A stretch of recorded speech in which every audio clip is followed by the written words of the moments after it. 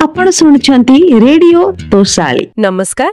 आज आमे गोटे बहुत भल विषय रे गभीर भावे कथा हेबा। हाँ नमस्कार। आजिर आलोचना हेउछि गौर गोपाल दासकंकर जो बहिटी अछि लाइफ्स अमेजिंग सीक्रेट्स। हाँ बहुत लोकप्रिय बहिटीए। हाँ तो आम पाखरे जो सोर्स अछि सेथरु जणा पडुछि ए बही जीवन रे बैलेंस आनिबा आउ ए गोटे पर्पस बा उद्देश्य दबा पई बहुत भला आइडिया दैछि। एकदम। तेबे आमर आज लक्ष्य रहिबो ए बहिरे जो मूल कथा ताकू बुझिबा। निश्चय। सेथिरे जीवन को गोटे कार सह तुलना करा जाइछि।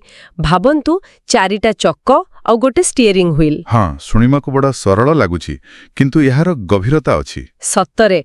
तेबे चालंतु ए जो मेटाफर बा रूपक ताको टिके भल भावे देखिबा। हाँ। ताहले पुस्तक कहुछि जीवन रे एई चारिटा चक्क एगुडिक बैलेंस रे रहिबा दरकार। हाँ निहाती जरूरी। तो प्रथमटा कोन? प्रथम चक्कटा हैला ए आम व्यक्तिगत जीवन पर्सनल लाइफ जाहाकू कहंते। व्यक्तिगत जीवन। हाँ एटा खाली शरीरर जत्न नुह।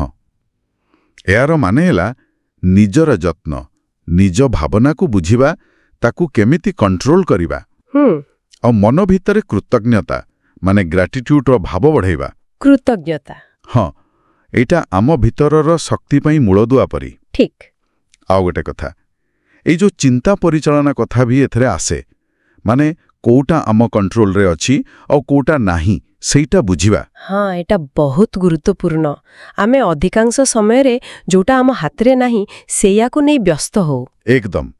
तो जहाँ नियंत्रण रे अछि सेथरे ध्यान देबा। अच्छा एई कृतज्ञता कथा जे कहिले ताकू बढ़िबा पई किछि सरल बाट अछि कि? बहिरे पूरा वीडियोटी पई डिस्क्रिप्शन देखंतु।